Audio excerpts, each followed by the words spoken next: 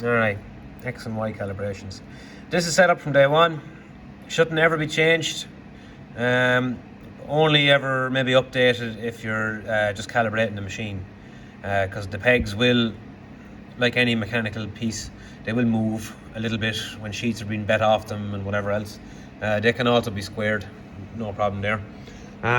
What I will say, some people do get a bright idea to make an L piece, maybe 100 by 100, that goes against the pegs, and then they put a very small part against that and then fill out the rest of the space with pieces of scrap.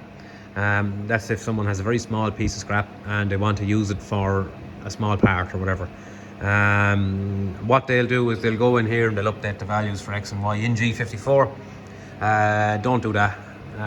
If you want to do something like that, do it within VCarve. When you're doing your sheet setup, when you start a job, you obviously have your sheet size.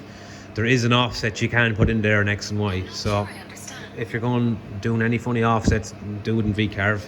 Leave G54 alone, only for calibration purposes, okay?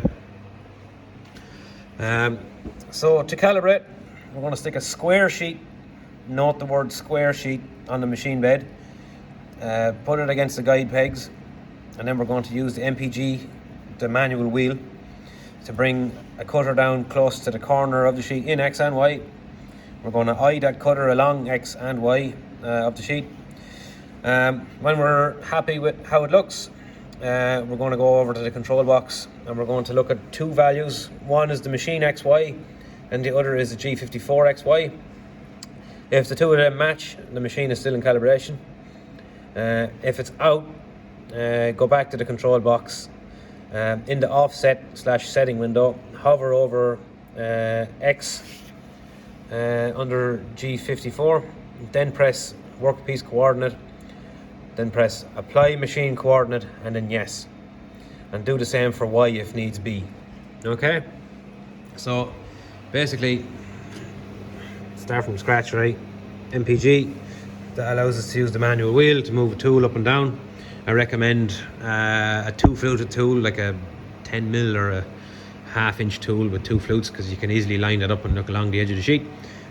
Bring it down close, move it over in the X so you can see perfectly down the Y. Move it over in the X so you can see perfectly along the Y 0 point, the X 0 point, both of them. And in here, right, we have machine coordinates. This is the absolute machine coordinates relative to the 0 points that it finds when it homes at the very start. And then we have G54 offsets, right? This is the offset that is again used for finding out where the X0, Y0 and Z0 points are. Okay, so after visually checking that looks good, check that these look the same. If they don't look the same, then you need to update G54 to match exactly what the machine says. Okay, so in my case, now it's not straight, I just have it roughly there.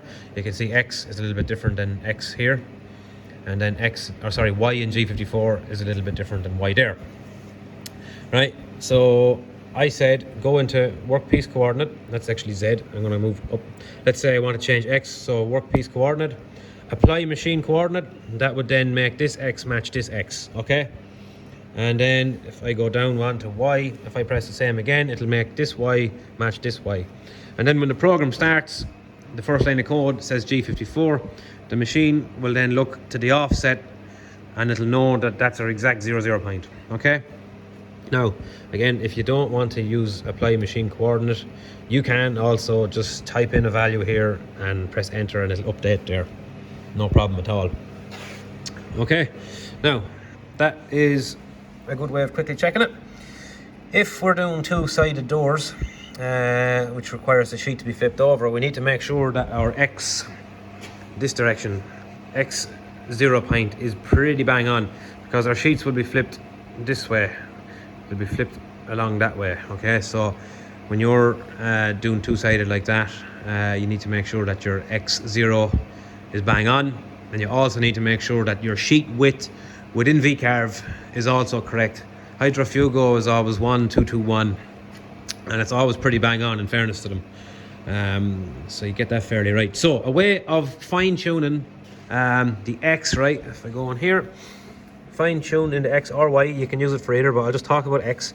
Make a program on VCarve that does a profile, which is just a straight cut, 20 mil away from the edge of the board. 20 or whatever you think. I'm just saying 20 for this. Okay? Once that's cut, measure the distance from the edge of the sheet to the start of that cut with a vernier calipers. And you'll find an error. So let's just say I put in 20 and 19 mil comes up after I cut it out. That will tell me that my X is out by 1 whole mil. I then need to add or subtract this error to G54, X in this case. Okay, right? So, make a program on the laptop, stick it on there, run it. It does a little profile code the whole way up. I measure it with the verniers, and it actually says it's 19 when it should be 20, right? That's not something I update in here. That's fine, because I told it to go 20 mil in from X0. Problem is here, okay? Problem is in G54. So, if I need the machine to start 1 mil more close to me, I need to add 1 mil to that, basically. It'll be 92.15. Another little bit of information, sometimes you might be confused as to what direction is which direction, right? If you want to know, if I move in the right direction, put it into jog, if I move in the right direction, you can see X getting bigger. So I need to know that if I have to come in the direction that the machine is moving, and I just do a quick jog in X, I know that I actually have to increase. However, if I needed to go the other way, again, if I look at that and press left, you can see that the number gets less. Okay, so you can use that to figure out whether it's a plus or a minus. And once that's set up, it should be fairly right for a long time. What will throw it out is if you have someone absolutely mowing sheets off the pegs. They are fairly hardy devices, in fairness to them, but like anything, if it gets battered around the place, it will move, you know. And the other thing to check over the long run, I'll go through this in the maintenance sheet, is that it's square. It's not, the pegs aren't going off.